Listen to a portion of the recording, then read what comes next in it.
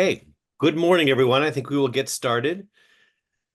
Thank you all for joining us. My name is Max Page. I'm president of the Massachusetts Teachers Association, which represents 117,000 public school and college educators in 400 locals across the Commonwealth. I'm also a proud graduate of the Amherst Public Schools, which all of my three children attended as well. I'm pleased to welcome you to this press conference exactly 1 week before Election Day. On that day, November 5th, we will stop the harm of the punitive high-stakes testing regime we have been working for years to upend, because that regime has been bad for students, bad for educators, and bad for the Commonwealth. And we will bend the curve back toward more authentic learning with educators and students learning together in classrooms. And we will continue to lift up our students with our high state standards, the most rigorous in the nation, taught by our best in the nation professional educators in every public school in the Commonwealth. It's really a thrilling moment for those who have been working for high standards and not high stakes, not just for this past year and a half, but for decades. And let me now, as we start this press conference, we'll hear from a number of people, but I want to turn first to one of those leaders who's been at this for a long time, our Vice President, Deb McCarthy. And to quote what has been said about one of our supporters, Senator Warren, Deb McCarthy has persisted in this fight. Deb, please. Thank you, Max. Welcome, everybody. It's an honor to be here. My name is Deb McCarthy, and I am an educator with 25 years' experience in the classroom. 11 years ago, I testified at the State House for a hearing that the Joint Commission on Education was having on MCAS. I remember crying as I shared the story of an elementary child cutting herself over the high stakes of the law and composition. The story of a fifth grade student who took 2 of his ADHD pills so he could focus on the test. And the heart-wrenching story of a middle school student in a neighboring community dying of cancer, but who took the test so as not to bring the test scores of the district down. The high stakes of this test was taking precedence over the profound trauma in our students' lives. For more than a decade now, I have been in union with educators, with parents, with community activists, trying to remediate the high stakes of this test legislatively.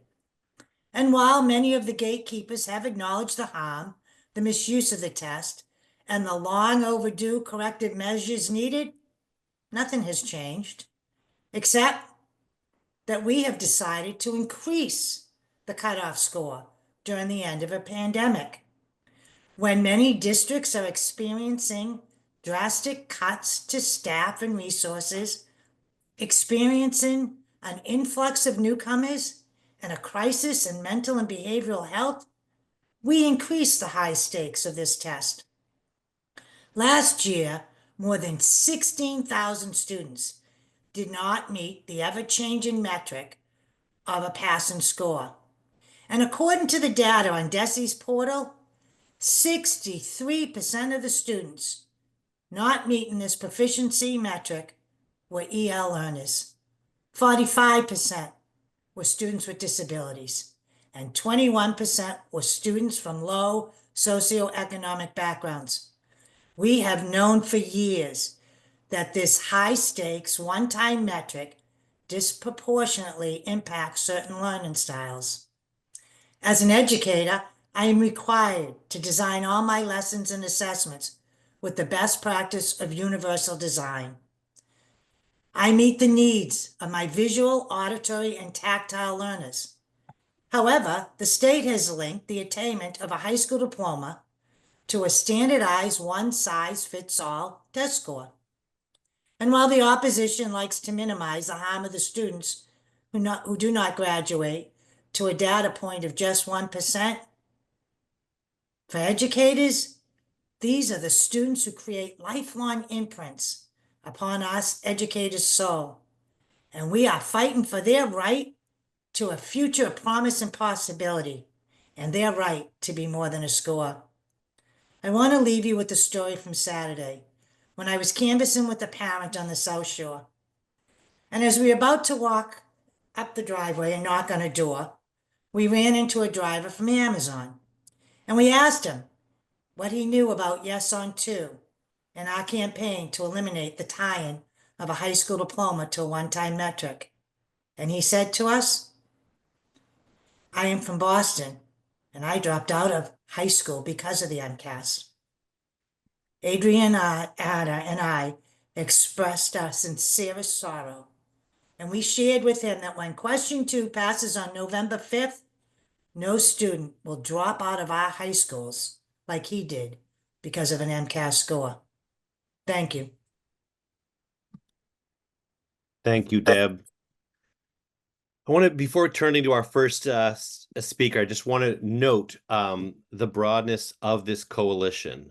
And it is a beautiful and broad coalition, starting with the core of any public education system, educators and parents. The three main educator unions, the MTA, the AFT, the BTU, are united in this struggle, and we are backed by the AFL-CIO, whose president you will hear from shortly. There's a network of parent groups across the state who have been agitating about the harm of high stakes testing for years and have been core to this campaign. You will hear from one of those parent leaders, Shelley Scruggs, in a minute. There are more than 50 organizations, including the Massachusetts Association of School Committees, the Massachusetts Parent Teacher Association, the Urban League, and dozens more who are supporting this campaign. We have close to 40 municipal bodies, including school committees and city councils, who have endorsed the campaign. More than 70 legislators, including Senators Warren and Markey, Congresswoman Presley, and Congressman McGovern and Keating. And I'd just like to note a few of the people who are able to join us today, including Senator Joe Comerford, a leader in this campaign for many years, as well as State Rep Jim Hawkins, who has been championing this issue as well. I think State Rep Irina DeRosa is also here.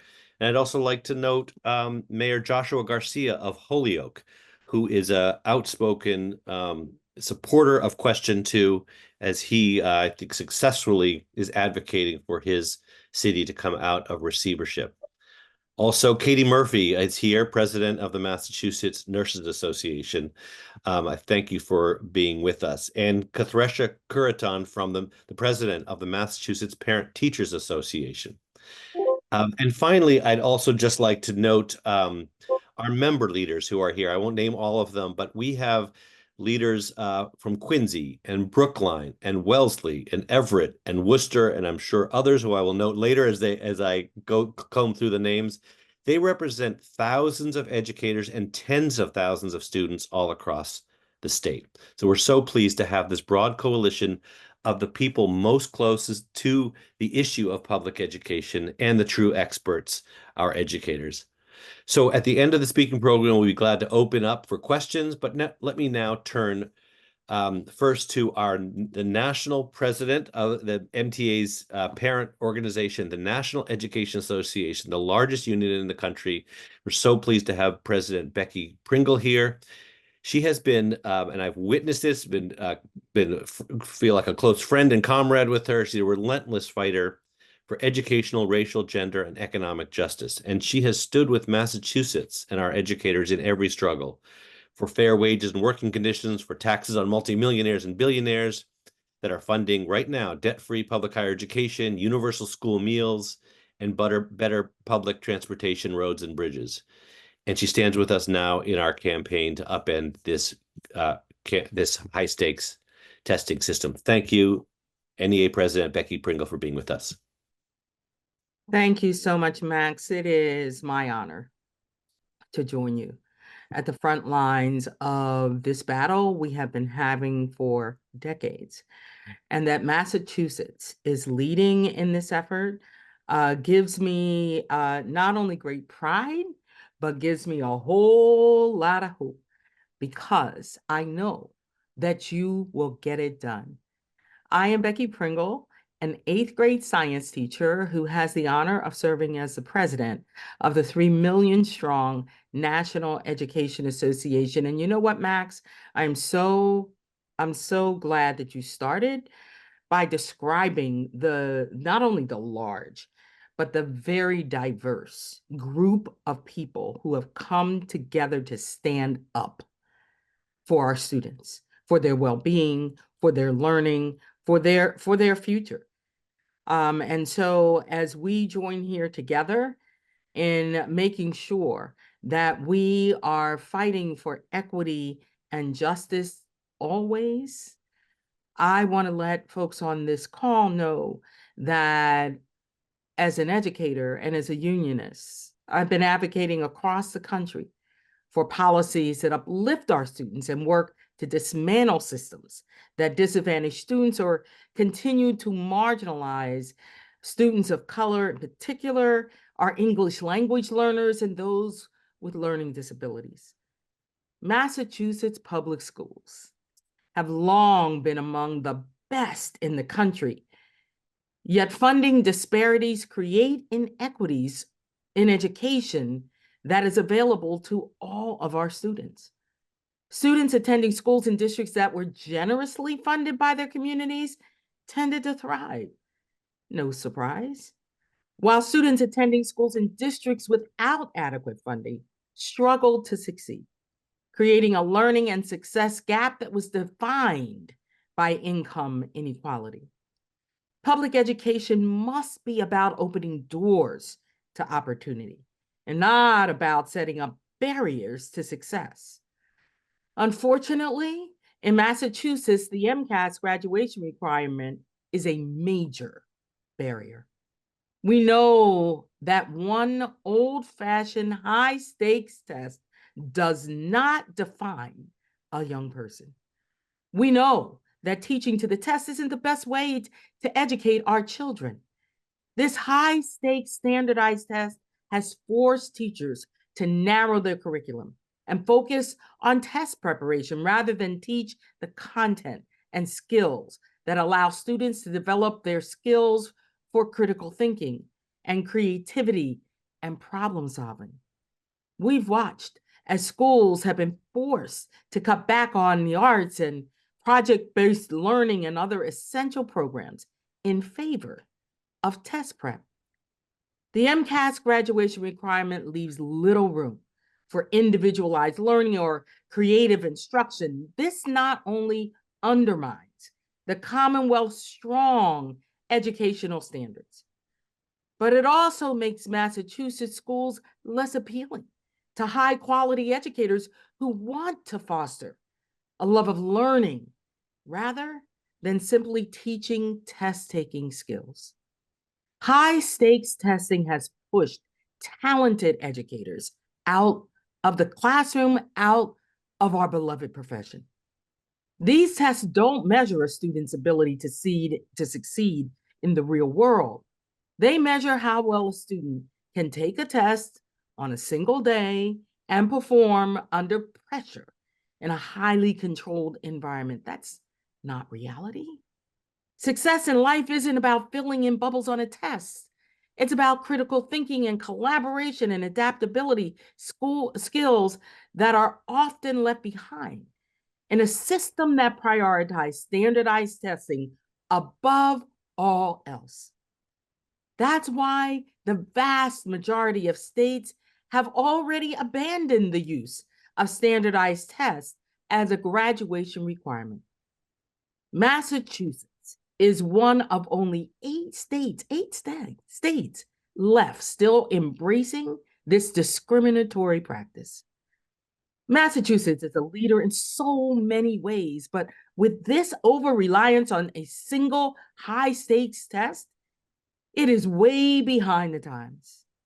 We have a chance to fix that come this election day. I'm here to support MTA, all of our Massachusetts educators, students, and parents all throughout the Commonwealth who are saying yes on question 2. Every educator knows that the best way to evaluate a student is across the full body of their work. That's why we say high standards, not high stakes. We maintain high standards every day. We strive for the best and we expect the best. But putting so much into one test just gets in our way. We know it perpetuates disparities, and we know it doesn't fairly or accurately measure the full knowledge, or aptitude of Massachusetts students.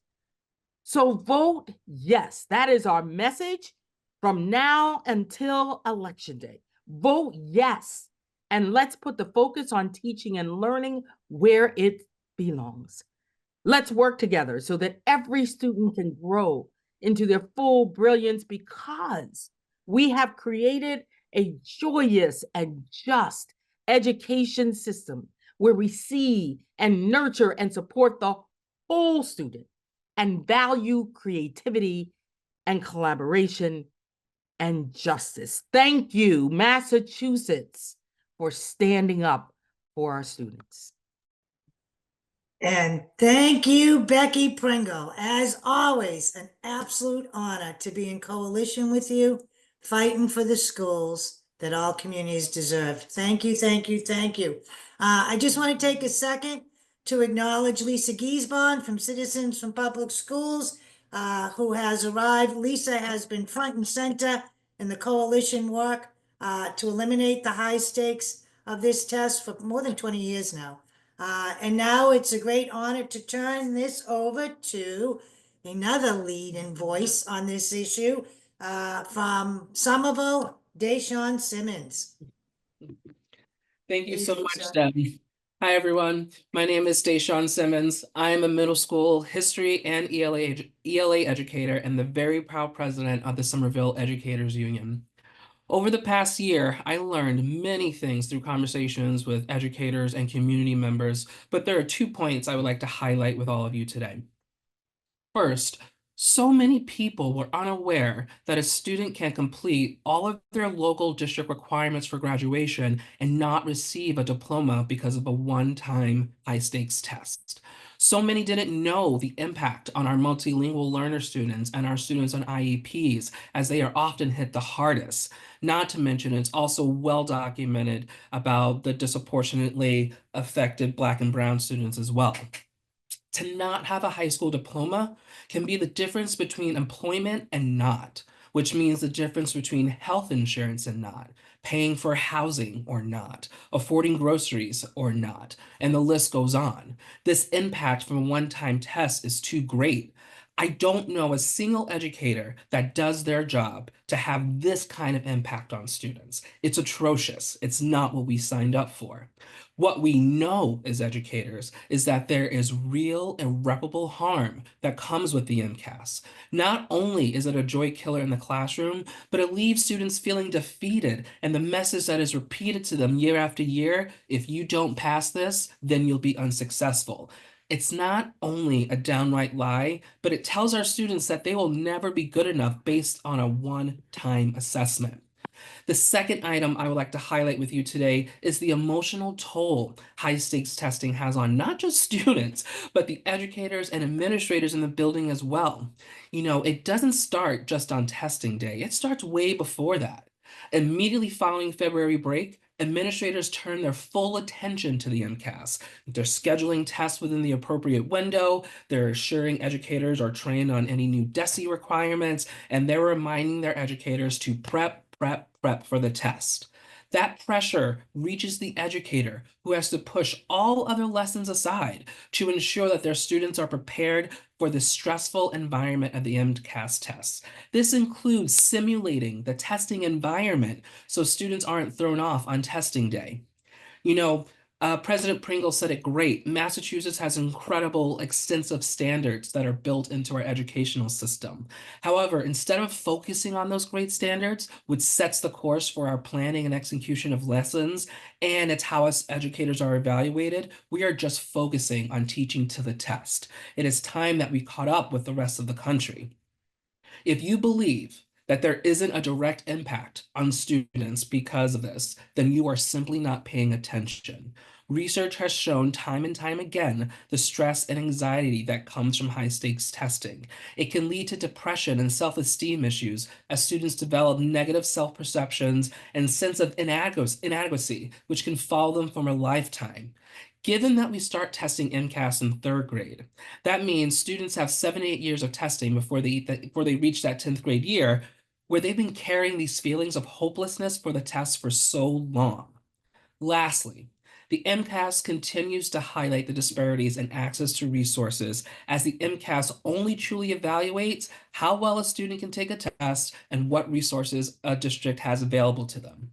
A vote on yes is addressing the issues around creating a supportive educational environment for our students and promoting balance-based assessment methods that highlight the whole student over the course of the year, not just a snapshot of one day. That's why I'm voting yes on two. That's why so many of my colleagues across this great state are voting yes on two. And that's why I'm encouraging you to vote yes on two as well. Thank you.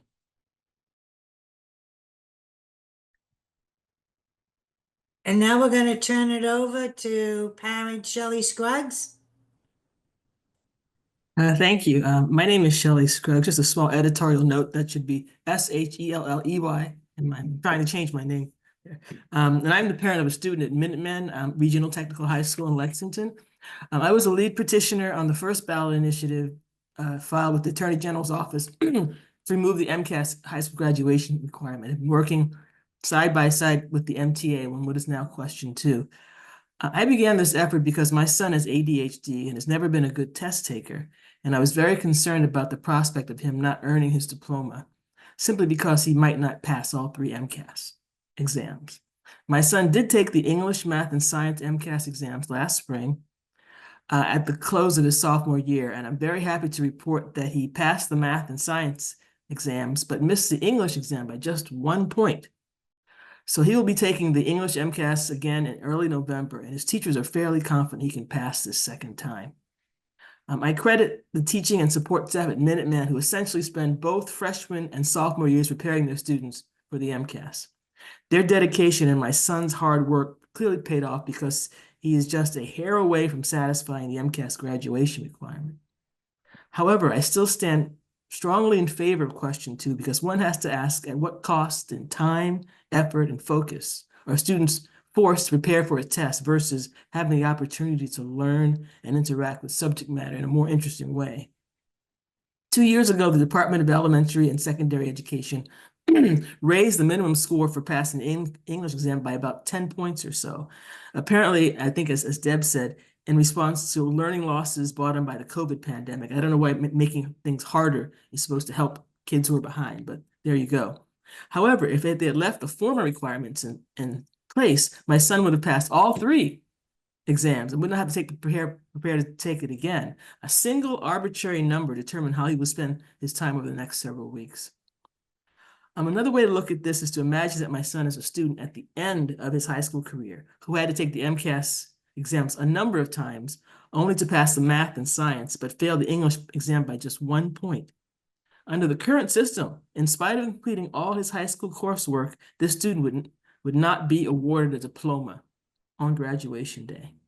This has been the reality for far too many Massachusetts students, and it points to the fundamental unfairness of denying a young person the first most important document of their lives because of their bad luck on a single high-stakes exam. I just want to add one little other point. In addition to canvassing and doing press conferences, I actually met in Hudson a few weeks ago with the Hudson Republican Town Committee. This is a kind of panel of a lot of older Republicans, and we sat down and we talked about question 2. We had someone actually Minuteman talking against question 2. At the beginning of the meeting, they took a little poll, kind of a straw poll. We had 4 people for question 2, 11 after, and we talked about all the different things, all the different concerns that are raised about standards and what this is going to do to kids. You know, are we letting kids slide and so forth? At the end of our discussion, it was a really good discussion. It was very polite discussion, you know, really rich discussion between Republicans and Democrats. We had 5 people who, you know, 5 people who were for it, 1 who was still thinking about it, and the rest. So we were able to change 2 minds. You know, a change happens 1 conversation at a time. So I'm really encouraged. This is a bipartisan, crosses all socioeconomic issues. You know, some people, you know, like as an African-American parent, you're concerned about bias, but you're also concerned about making sure your child is getting what he or she needs. So I'm looking forward to what happens. That's the only thing I'm looking forward to happening next Tuesday. I hope this will be a real bright spot. So I thank the MTA for inviting me to speak, and go question 2. Thank you, Shelley, so much for It's being my name. on. Thank you. And just before we just move on, I do want to remind people that you could submit questions for the question and answer session at the very end. You can raise your hand and we'll call on you, or in advance, you can write out and submit your questions via the question and answer, the Q&A feature at the bottom of the Zoom screen. So I do want to turn it now to a testing expert, Peter Piazza, who's a research assistant professor at UMass Amherst. He's also the co-director of MCIEA, that is the Massachusetts Consortium for Innovative Educational Assessment. Thank you, Peter, for being with us. Thank you for having me, Max. It is an honor to be alongside the educators and advocates on this panel. As Max said, my name is Peter Piazza. I'm a research professor at UMass and a parent of 2 children in Malden Public Schools. I am voting yes on 2 because it is time for a better accountability system in the Commonwealth. Standardized test scores measure only a fraction of what we all agree schools should do. They often tell us more about student background variables than they do about school quality. In fact, research suggests that the correlation between MCAS scores and school economic disadvantage is as high as 88%. If we're serious about providing actionable data to drive student learning and school performance, it's time to look beyond test scores. I support the effort to end the MCAS graduation requirement, not because I believe in no accountability, but quite the opposite, because I believe that a yes vote is a step towards building a better system that is useful for educators and fair to students. I work every day with educators who are part of the Massachusetts Consortium for Innovative Education Assessment, a project at the University of Massachusetts. We partner with districts to conduct classroom-embedded performance assessments that are tied to Massachusetts state standards. And we collect a wide array of school quality data, including student, teacher, and parent surveys, to measure all the wonderful and complex things that schools do each day. When we measure academic knowledge, we do so in a way that is connected to student lives. And we go far beyond academic knowledge to measure things like student sense of belonging and civic engagement. Our model could be part of a new system that replaces the status quo of the last 30 years. Now, quickly, some opponents of question 2 will say that the graduation requirement itself sparks higher student performance. However, research shows that this is simply not true. A Brown University report found that MCAS scores improved from 2003 to 2008, coinciding with state funding increases, but they've remained stagnant or decreased since then. Opponents of question 2 will also say that we're giving up on students if we remove the graduation requirement. In fact, however, as others have pointed out, the current system is failing some of our most vulnerable students. Of the students who do not pass the MCAS and therefore do not earn a diploma, 85% are English language learners or students with disabilities. Newcomer students, who are required to take the MCAS just 1 year after moving to the United States, are 5% of all Massachusetts students, but more than 30% of the students who never pass the MCAS. And those numbers do not include students who are pushed out of school. Under this system, we are not offering these students a door to opportunity, as noted by President Pringle. We are offering them a dead end. And with newcomer arrivals skyrocketing in Massachusetts, it's time to update our system. Lastly, opponents say that without the graduation requirement, we'll be returned to the early 90s and we'll be helpless to do anything about it. We all know this is not true. For those who value the MCAS, it will still be here and it will still be tied to our state accountability system. Meanwhile, we have data from the last 30 years of MCAS to know that the graduation requirement is not working. It's time for us to use what we've learned in order to move forward. Thank you.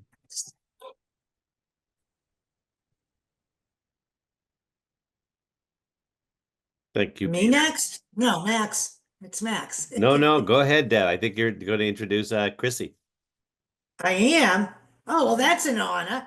An unexpected honor, but it is an absolute pleasure to introduce Chrissy Lynch, first woman president of the AFL-CIO, somebody who came out strong in her support for question 2, who speaks so articulately about the harm of this test and about this being a fight for all learners. So, Chrissy.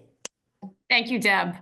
Good morning, everyone. Thank you to all the educators and parents and all the grassroots activists leading this campaign and all the allies who have joined us today. You are an inspiration.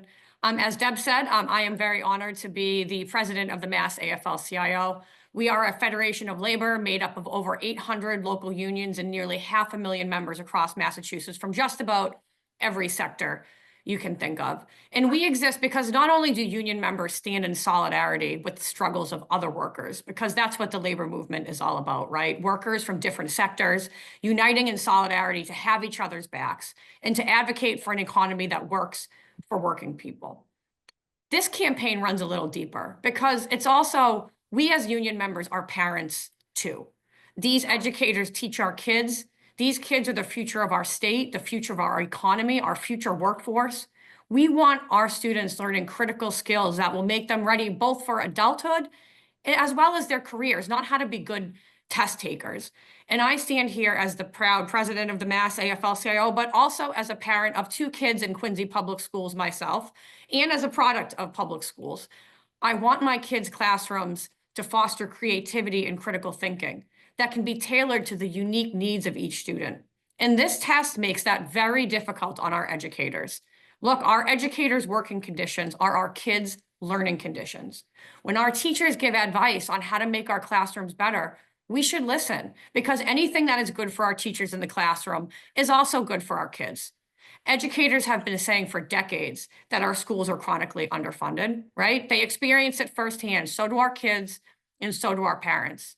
That's why educators in Massachusetts fought so hard to get direly needed investments into our schools through the Student Opportunity Act and the Fair Share Amendment, and why lawmakers and voters supported both. Similarly, educators have been saying for decades that high-stakes testing, specifically MCAS, is bad for classrooms. Massachusetts is one of the few states in the country that requires a standardized test as a graduation requirement. Our classrooms are high stakes enough. Our kids have enough to worry about, and so do our educators. Our kids should have a curriculum that can be tailored to real-world needs, to prepare them for the world, not teach them how to pass a lengthy standardized test. That's just not how the economy or the world works. This current testing system reduces time to teach, it narrows the curriculum, it adds stress, and it reduces creativity. The high-stakes aspects of the MCAS system are also especially detrimental to students with IEPs, students learning English as a second language, students of color, and students from groups that have historically been marginalized from an equitable and supportive public education. Look, tens of thousands of union members make our public schools run. Tens of thousands of additional union members also have kids in our public schools. The success of our schools is hugely important to the labor movement. We can have high standards in our schools without putting the burden of such high stakes on our kids, without expecting our educators to tailor their classrooms to this one-size-fits-all high-stakes test. On behalf of the Massachusetts Federation of Labor, I want to thank everybody for being here today. I really want to thank our educators and all the unions standing in solidarity with our educators for taking a stand for the public education system that our students and our teachers deserve, one that truly prepares our next generation of workers to have successful careers. I am proud that I've already joined thousands of union members across the state and proudly voting yes on 2, and I hope that everyone who has not voted yet will do the same. Thank you so much for having me. Thank you, Chrissy, so much for being with us. Quincy parent first and president of the Mass AFL-CIO as well. Thank you so much for standing with us. So I just want to quickly acknowledge also on the call is Jennifer Debon. She and her husband, in addition to being parents, and she a member of her local school committee, are some of our business coalition leaders. And I earlier noted that we have local leaders representing thousands and thousands of members and tens of thousands of students. We are also joined by the president of the Fall River Education Association, which represents about 1,000 educators in Fall River. So let me now turn to Jessica Tang. She is the president of the American Federation of Teachers in Massachusetts, and also to note that the secretary treasurer of AFT Mass, Brant Duncan, is on the call as well. Jessica, thank you for being on. Thank you so much, Max. I'm really glad to be here, and I can say as a middle school educator myself, I've personally seen and experienced the harms of the high stakes testing movement. And so I know that question 2 will allow Massachusetts schools and educators to focus on better ways to assess the work we're doing and better support all of our students and schools across the Commonwealth. And that's really the bottom line. We can do better and we need to do better. Because as educators, we know that true learning is about much more that can be measured by a single standardized test. And that's why we use project-based learning, experiential learning, papers, presentations, and group activities to assess students and measure how they are meeting academic standards. And to be clear, we believe in assessments. We need assessments, and that's why we use them on a daily basis. But we need them to be actually accurate and valid and actually help support the work that we're doing. So moving beyond teaching to the test will help us to create those safer learning environments where setting and meeting high standards are embedded in every aspect of a school's curriculum. It will also give us the breathing room we need to make teaching and learning more engaging and culturally relevant. And that's so important for our students. And so we are trying to establish a more equitable education assessment system, one that takes into account the specific needs of students and our communities. And the one we have in place now does very little to identify the school's strengths and weaknesses, as Peter had mentioned, and offers little guidance on how to actually improve the educational processes. And under our current system, our gaps have not closed, they've actually widened. So for Massachusetts to continue to lead and innovate, we need to not only ask the right questions, not just which schools are poorly performing and how do we punish them, but which ones are the ones that we need to support, who is actually doing well by actually more accurate measures, and what can we learn from them? And we have to have the courage to veer from the status quo, because continuing to tinker around the edges of a failed system disproportionately based on a high stakes single test isn't the answer. So the harm of high stakes testing actually is not just a Massachusetts issue, it is a national issue as well. And that's why this past summer, the AFT delegates from across the country and actually internationally passed a resolution called More Teaching, Less Testing, End Over Testing in Schools. And in that resolution, it calls for advocating for multiple pathways to graduation that may include, but are not limited to, the inclusion of performance-based measures that demonstrate the full spectrum of student experiences and learning. It also calls for supporting policies that prohibit the use of federally mandated assessments as a sole or dominant factor for retention policies, program placement, high school graduation decisions, teacher evaluations, or school rating systems. And it calls for the AFT to remain committed to ending the overemphasis on high stakes testing that has harmed children's learning experiences for far too long. So a yes vote on question 2 to remove the MCAS as a graduation requirement can be, and it already has been, a catalyst for the change that we need. And after 20 years of a punitive system that has done nothing to address systemic opportunity gaps in education, it is time that we take a step in the right direction. And we can do that with this ballot question. So, as I just shared, this is not just a Massachusetts issue. It is a national problem that needs to be solved. And we in Massachusetts lead, and we can lead on this issue too, because we know how to make a better system, and we're already starting to do that work. So it is now my privilege, I believe she's here now, to introduce I am. Randy Weingart. Okay, great. And we appreciate you making the time to be here and literally, getting off a flight and joining us. It's truly my privilege to introduce Randy, who's the president of the American Federation of Teachers and is our national champion and leader. And Randy's commitment to strengthening public education, supporting our educators, advancing community well-being is truly unparalleled. And I'll add saving democracy right now too. And, under her leadership, the AFT has been a beacon of hope and working tirelessly for equitable education, healthcare as a human right, and the freedom for every American to thrive. And her drive and expertise and unwavering advocacy really makes her an invaluable force for positive change in so many sectors. And Randy has been fighting to change the status quo that I was just talking about for decades. And so I am so proud that she was able to be here and join us today. So Randy, please take it away. Thank you, Jessica. And, I'm sorry. I'm so glad to be with all of you. And I'm sorry that I'm so delayed. I was with Becky Pringle yesterday in Wisconsin, and today I'm on my way to Erie, Erie, Pennsylvania. But let me actually talk about what you are doing and why this voting yes on question 2 is so important from the perspective of these communities that I've just visited and I'm visiting today. What we see in terms of education is that everything in the world is changing. The technology has changed at a lightning fast rate.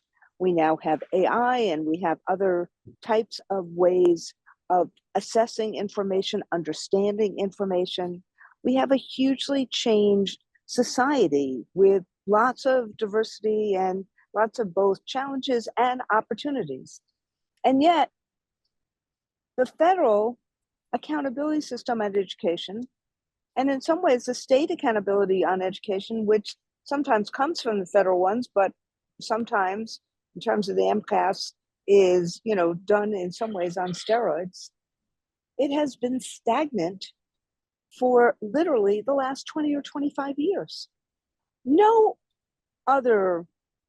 business would do it this way, which is when you know what kids need to know and be able to do in the 21st century, when you understand that project-based learning, experiential learning, and other ways of learning is so important, you wouldn't have the same accountability system from 20, 25 years ago. You do something that's different, that aligns to what kids need to know and be able to do, that aligns to how we prepare kids for life, for career, for college, for civics. And so this is basically saying, Massachusetts, let's lead. Let's actually lead here. Let's actually do what I've seen in the Salem schools or in the Lynn schools or some of our best career tech ed schools.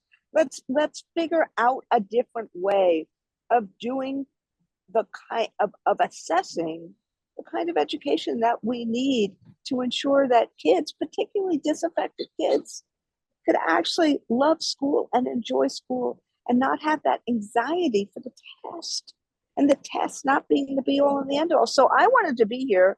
And again, I'm sorry I'm late, but I wanted to be here to say, Massachusetts is leading with this. Stop with the high stakes testing. Let's actually create the system that we need, or an assessment that we need, that is far more aligned with the world of work and the world of opportunity, with critical thinking and problem solving, with relationship building, with resilience, the things we need to teach children in order for them to be successful and for them to have joy in coming to school instead of anxiety about testing. Private schools figure out how to do this. The countries we compete with figure out how to do this. Why are we not figuring this out? So bravo to the architects of ballot referendum 2, because this is the way to lead in the future. Thank you. Thank you, Randy Weingarten, so much. It's so good to have you. And I want to, if we can, just get Becky Pringle back on the screen so we can thank the two of you, the two leaders of the largest educators together, representing the vast majority of educators in this country. Thank you so much for joining us on this. And I'm glad for you both to lift up that this is a Massachusetts issue, but really it is a national issue. And we hope that when we win on November 5th, we can inspire other states all across the country. So we know that's why you're here. So thank you. And I also want to thank our other great panelists, from our Vice President, Deb McCarthy, Chrissy Lynch, President of the Mass AFL-CIO, Jessica Tang, President of the AFT Massachusetts, Shelley Scruggs, Parent Leader from Lexington, Deshawn Simmons, President of Somerville Educators Union, and I'm forgetting someone else, I'm sure, Peter Piazza from UMass Amherst, and MCIEA, the Mass Consortium for Innovation in Education Assessment. Thank you all for being on. Now we can really open this up to questions. People could put, the press could put questions in the Q&A box, or simply raise your hand and we will recognize you. See if there are any further questions that people have. Just give it a minute.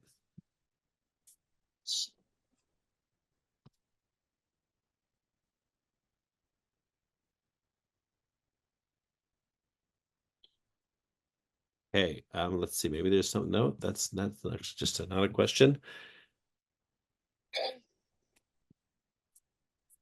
All right, everyone was too eloquent and answered all questions. That's why we chose you all. Okay, I think we will then wrap up. And obviously, if there are further questions from the press afterwards, you can contact the team that was in touch with you about this press conference. But I really want to thank you all for being on.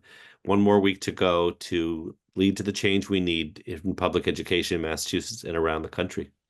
And to quote Becky Prinkle, let's win all the things in the coming week. Thank you all for being on. Thank you, everybody. Thank you. Thank you. Thanks for inviting us. Yeah. We're gonna move this mountain together, collectively, parents, educators, and members in the community in union for the schools all students deserve. Thank you, thank you, thank you. When we vote, we win. There you go. Yeah. Good one, Shelley. Thank you. Thank you, everybody. Thank you all. Yes. Bye-bye.